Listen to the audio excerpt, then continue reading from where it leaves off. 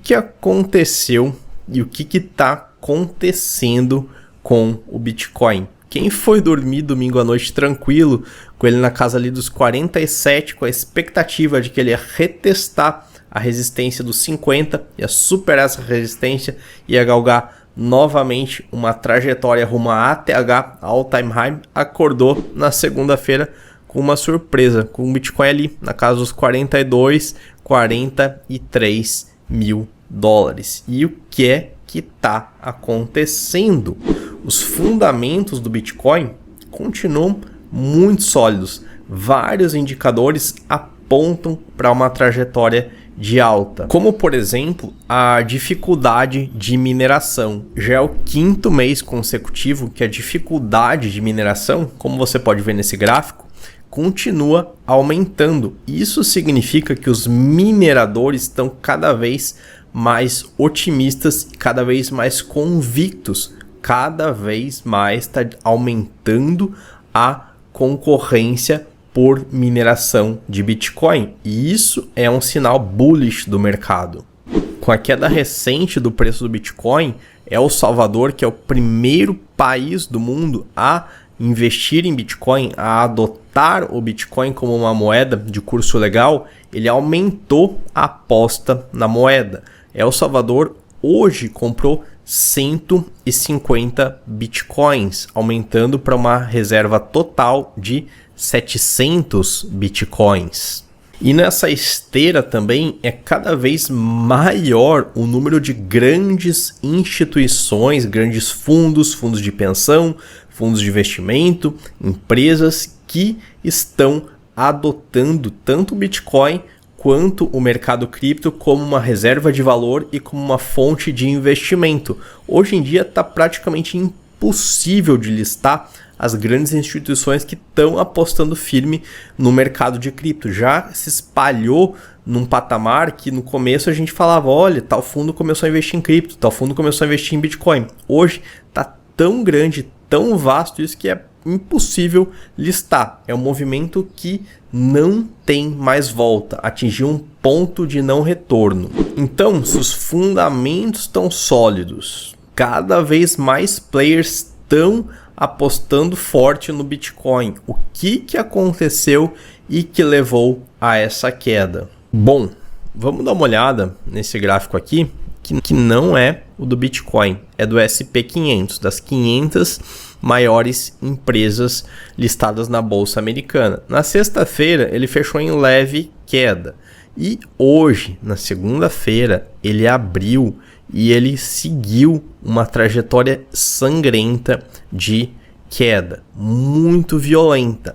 Isso coincidiu no mesmo momento que a queda do Bitcoin. E não apenas as empresas americanas, a Bolsa dos Estados Unidos, o Bitcoin, mas essa tendência de sangria é generalizada nos mercados de um modo geral. E o Bitcoin está correlacionado com a economia global. E tudo isso tem um ponto fundamental, que é o caso da Evergrande. Olha aqui o candle, agora eu estou no gráfico diário do Bitcoin, como ele é semelhante ao do S&P 500. Bom, o que aconteceu com a Evergrande, os reflexos disso estão impactando os mercados de um modo geral. Então, vamos se deter aqui um pouco nesse caso para entender o que está acontecendo com a Evergrande, com os mercados mundiais e, por consequência, com o Bitcoin. A Evergrande é conhecida por ser uma grande incorporadora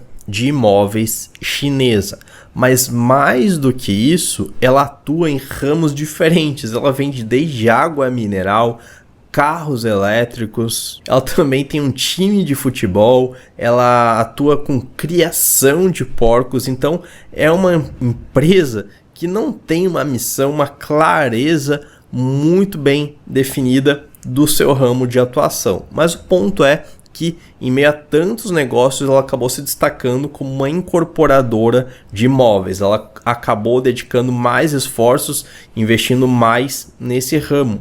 Porém, tem um detalhe. A empresa cresceu de uma forma desestruturada, desordenada, e o crescimento dela foi com base num endividamento gigantesco. Para você ter uma ideia, a dívida atual da Evergrande é da ordem dos 300 bilhões de dólares. E as agências de risco, como a Fitch, por exemplo, estão apontando o alto risco de calote da Evergrande. E ela é a incorporadora de imóveis mais endividada do mundo. Isso não é hipérbole, não é exagero, é uma situação real.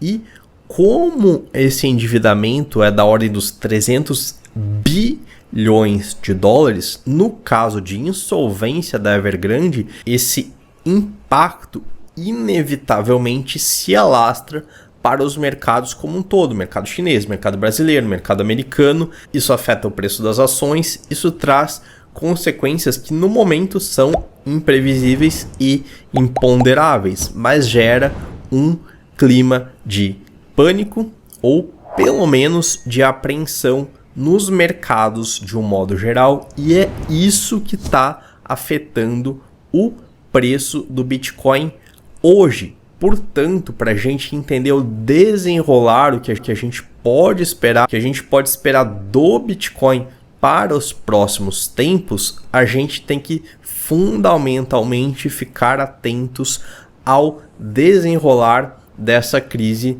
da Evergrande. O governo chinês vai socorrer? Vai deixar ela quebrar? Se ele socorrer, quais vão ser os impactos? Quais vão ser as medidas? Em quanto tempo a sangria vai ser contida? Quais os impactos disso no mercado geral é o que vai determinar o impacto no preço do Bitcoin também.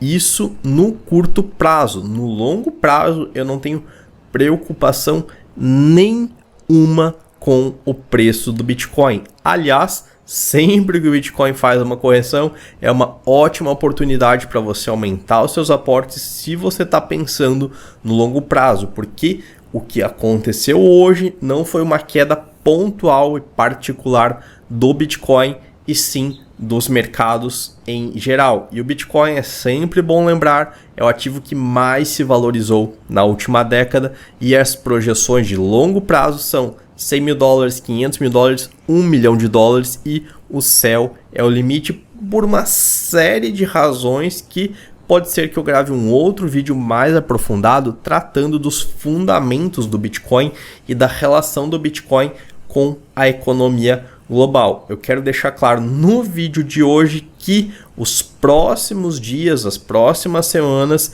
vão depender basicamente dos desdobramentos desse caso da Evergrande. Se a gente pegar aqui o gráfico semanal do Bitcoin, a gente vê que na região dos 32 mil dólares a gente tem um suporte muito bem definido. Então é possível, a depender da extensão dessa crise, que o Bitcoin venha a testar novamente essa região aqui dos 30 a 32 mil dólares. Mas também é possível que, a depender do desenrolar dessa crise dos mercados mundiais, se medidas da contenção da crise forem adotadas rapidamente e a sangria for contida, pelo fato de os fundamentos do Bitcoin estarem sólidos, a adoção do Bitcoin por parte de grandes instituições ser cada vez mais alta, a escassez do Bitcoin, etc. e tal, continuam firmes e fortes como sempre,